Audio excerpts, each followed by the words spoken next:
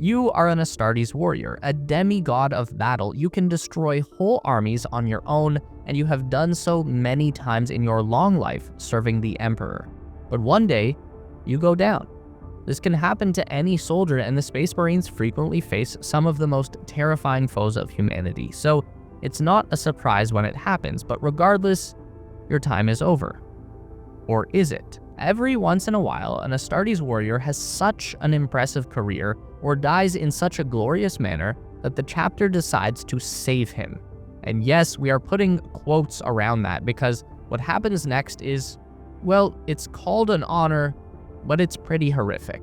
So Marine bodies are so tough that even dying isn't really enough to kill them. And in those instances where a Marine can no longer operate on his own, they can be interred into a dreadnought so that they can continue fighting the many foes of humanity. What's left of the Marine is placed into an armored sarcophagus, which is then hooked up to a complex bipedal war machine called a dreadnought. These behemoths are walking tanks, heavily armored and armed with some of the most devastating and advanced weaponry the chapter can muster.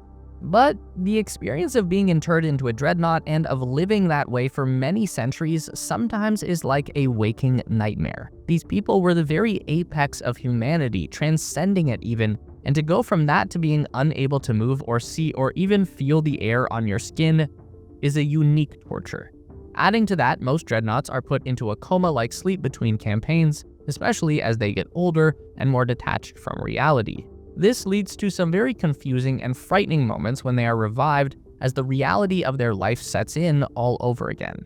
Before the Horus Heresy, it was common for Marines to truly hate the idea of becoming a dreadnought, and it's hard to disagree with them.